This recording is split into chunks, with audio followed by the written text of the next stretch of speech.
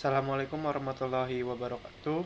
Perkenalkan, nama saya Zudan Utama dengan NPM 2206026800 dari kelas Sistem Konversi Energi 02.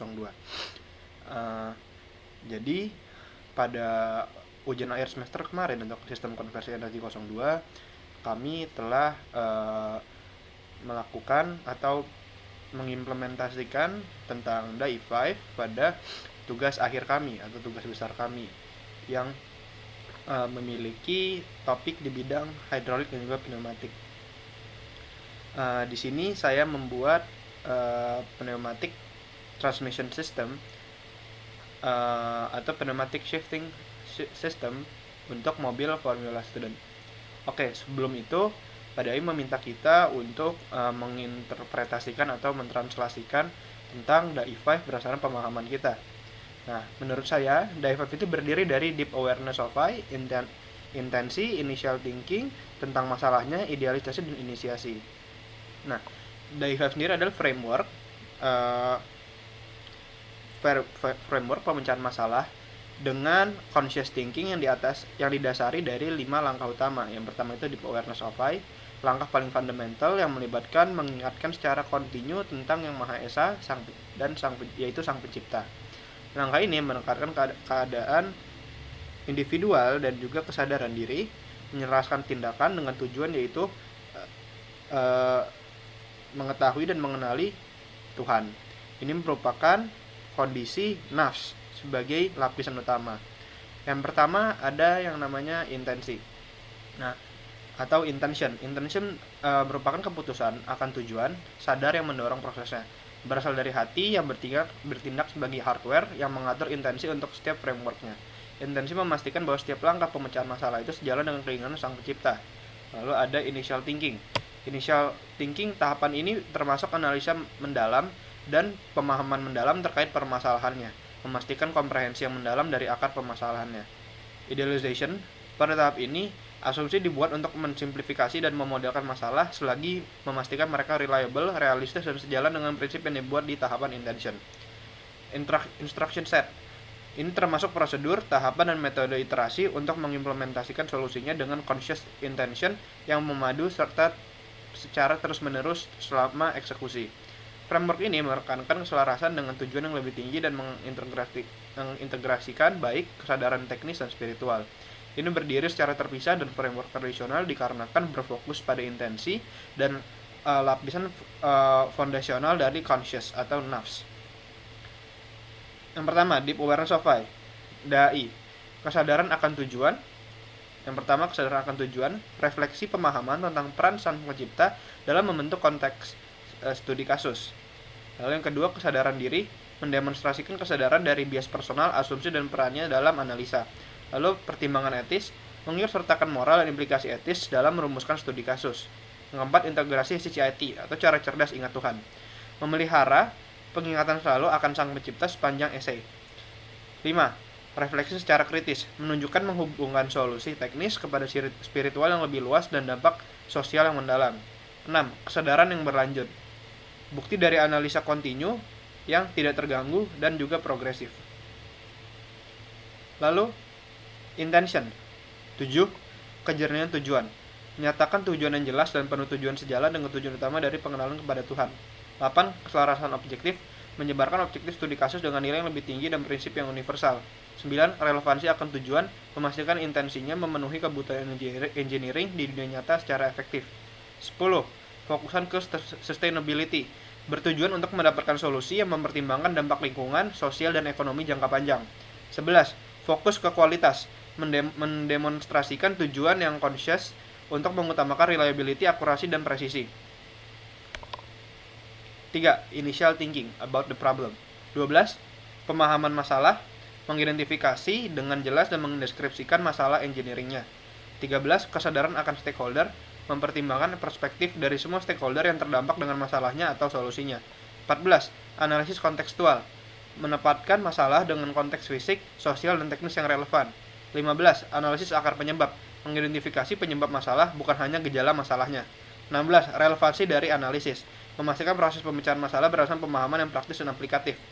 17. Penggunaan data dan bukti, Memasukkan data yang kredibel, akurat, dan cukup untuk mendukung pemahaman masalah. 4. Idealization. 18. Kejelasan asumsi, menyatakan semua asumsi secara eksplisit dan menyatakan relevansinya. 19. Kreativitas dan inovasi, memberikan solusi ideal yang unik atau tidak konvensional sambil tetap memastikannya realistis. 20. Kerealistisan secara fisika, memastikan idealisasinya sejalan dengan hukum fisika dan dasar keteknikan. 21. Kesejalanan dengan Tuhan, memastikan idealisasi sejalan dengan intensi awal dan tujuan awal. Kesejalanan dengan tujuan, memastikan idealisasi sejalan dengan intensi awal dan tujuan awal. 22. Skalabilitas dan adaptabilitas, mempertimbangkan apakah solusi yang diidealisasikan bisa diskalakan dan bisa diadaptasi dalam konteks yang berbeda. 29. Kesederhanaan dan elegansi, memberikan solusi yang efisien, simpel, dan elegan saat memecahkan masalah yang kompleks. 5. Instruction set. Nomor 24. Kejelasan tahapan, menjelaskan tiap tahapan dari proses solusi secara jelas dan logis. 25. Komprehensivitas, menyertakan semua aspek relevan dari solusi, tidak meninggalkan celah. 26. Interpretasi fisik, menjelaskan semua maksud fisikal dari semua solusi numerik atau keputusan desain. 27. Minimalisasi error, menyertakan prosedur untuk mengurangi error di implementasi solusi. 28. Verifikasi dan validasi, memberikan metode untuk memverifikasi dan memvalidasi solusi. 29. Pendekatan iteratif, mendemonstrasikan kesiapan untuk iterasi dan meningkatkan solusi jika dibutuhkan. 30. Integrasi sustainabilitas, mempertimbangkan praktik yang sustainable terkait eksekusi solusi. 31. Efektivitas komunikasi, menghadirkan instruksi yang mudah dipahami dan bisa dilakukan oleh orang lain. 32. Keselarasan dengan DAI5 framework, pertahankan keterkaitan dengan semua tahapan DAI5 sebelumnya. 33. Kualitas dokumentasi, memberikan dokumentasi solusi yang jelas, lengkap, dan profesional. Ini untuk jawaban dari 33 pernyataan di atas berdasarkan tugas besar saya. Yang pertama, deep awareness of why. Untuk nomor 1, kesadaran akan tujuan. Saya sebagai penulis memahami bahwa proyek ini bukan hanya soal meningkatkan performa mobil Formula Student, tetapi juga tentang memberikan kontribusi pada inovasi teknologi yang relevan. Dengan fokus pada pneumatic system, hal ini bertujuan untuk menciptakan solusi yang bermanfaat untuk tim dan dunia motorsport. 2. Kesadaran diri. Saya, sebagai penulis, menyadari bahwa ada peran dan bias pribadi dalam proses analisis dan pengambilan keputusan. Ia menjaga kesadaran untuk memastikan setiap langkah yang diambil tetap sesuai dengan prinsip etis dan tanggung jawab profesional. 3. Pertimbangan etis. Proyek ini dirancang dengan memperhatikan dampak lingkungan dan keberlanjutannya. Upaya untuk menggunakan material yang ramah lingkungan dan penggunaan energi yang efisien menunjukkan komitmen saya sebagai perancang terhadap tanggung jawab etik sebagai insinyur. 4. Integrasi sisi IT, cara cerdas ingat Tuhan. Saya sebagai perancang tidak hanya berfokus pada aspek teknis, tapi juga selalu mengingat tujuan yang lebih besar, yaitu menciptakan sesuatu yang bermanfaat bagi masyarakat dengan tetap menghormati nilai spiritual. 15. Refleksi secara kritis. Saya sebagai perancang menunjukkan kedalaman berpikir dengan tidak hanya mencari solusi teknis, tetapi juga mempertimbangkan bagaimana proyek ini dapat memberikan dampak positif secara sosial dan spiritual. 6. Kesadaran yang berlanjut. Saya sebagai perancang selalu conscious sepanjang proses, dari tahapan desain hingga implementasi, sehingga setiap langkah diambil dengan pertimbangan yang matang. 2. Intention. Kejernihan tujuan. Proyek ini harus memiliki tujuan yang jelas, yaitu menciptakan sistem pneumatic shifter yang efisien, inovatif, dan berkelanjutan untuk mobil Formula Student. 8. Keselarasan objektif. Objektif dari proyek ini harus selaras dengan nilai-nilai yang lebih besar, yaitu seperti inovasi, manfaat sosial, dan keberlanjutan. 9. Relevansi akan tujuan. Proyek ini sangat relevan karena menjawab kebutuhan nyata dalam kompetisi motorsport, yaitu efisiensi shifting transmisi. 10. Fokusan ke sustainability.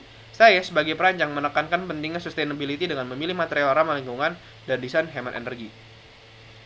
11. Fokus ke kualitas. Proyek ini dirancang dengan perhatian besar terhadap detail, akurasi, dan keandalan untuk memastikan hasilnya berkualitas tinggi. 12. 3. Initial thinking about the problem. 12. Pemahaman masalah. Saya sebagai perancang dengan jelas mengidentifikasikan bahwa efisiensi sistem shifting pada mobil balap adalah tantangan utama yang harus diatasi. 13. Kesadaran akan stakeholder. Saya sebagai perancang tidak hanya memikirkan tim Formula Student, tim Formula Student saya, tetapi juga bagaimana teknologi ini dapat diadopsi di dunia motorsport secara lebih luas. 14. Analisis kontekstual. Saya sebagai perancang memahami bagaimana masalah ini berhubungan dengan aspek teknis, fisik, dan sosial yang relevan. 15. Analisis akar penyebab. Alih-alih hanya terus menggali akar permasalahan seperti kebutuhan untuk memastikan efisiensi tanpa menambah beban pada kendaraan. 16. Relevansi dari analisis. Pendekatan analisis yang digunakan sangat praktis dan relevan dengan kebutuhan kompetisi motorsport. 17. Penggunaan data dan bukti. Penulis mengandalkan data yang kredibel dan analisis berbasis bukti untuk mendukung keputusan desain. 4. Idealization, kejelasan 18. Kejelasan asumsi. Saya sebagai pengarang menjelaskan asumsi yang digunakan seperti tekanan udara yang diperlukan dan efisiensi sistem. 19. Kreativitas dan inovasi. Desainnya memperhatikan ide-ide yang inovatif seperti dual acting cylinder dengan ECU mobil untuk shifting otomatis. 20. Kerealistisan secara fisika. Solusi yang saya usulkan tetap realistis, mematuhi hukum-hukum fisika serta prinsip engineering. 21. Kesejalanan dengan tujuan. Desain saya mendukung tujuan proyek ini, yaitu meningkatkan efisiensi waktu perpindahan gigi. 12. Stabilitas dan adaptabilitas. Desain sistem dapat disesuaikan untuk berbagai jenis mobil balap, bahkan keadaan kendaraan lain di luar Formula Student. 23. Kesederhanaan dan elegansi. Desain saya walaupun canggih, tapi tetap efisien dan sederhana untuk diimplementasikan. Kelima, instruction set. 24. Kejelasan tahapan. 1. Analisis awal. Identifikasi kebutuhan sistem shifting pada mobil Formula Student berdasarkan regulasi kompetisi. Lakukan studi literatur terkait sistem pneumatik, komponen yang digunakan, dan desain serupa. Benchmarking dengan sistem shifting manual dan elektronik untuk tahu masing-masing plus minusnya. 2. Desain sistem. Buat diagram skematik sistem meliputi aktuator, solenoid valve, reservoir udara, dan jalur udara.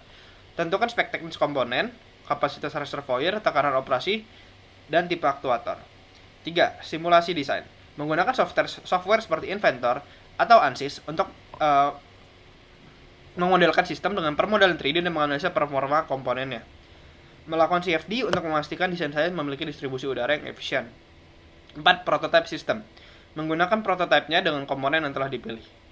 Membuatkan prototipenya dengan komponen yang telah dipilih. Pasangkan hasil prototipenya. 5. Pengujian. Melakukan uji coba shifting pada kondisi balap seperti autocross dan endurance. Ukur waktu shifting, konsumsi energi, dan dampak pada performa kendaraan. 6. Evaluasi dan iterasi. Analisis hasil pengujian untuk mengidentifikasi kekurangannya. Lakukan iterasi desain jika diperlukan seperti mengganti komponennya atau memperbaiki jalur udaranya. 7. Finalisasi dan dokumentasi.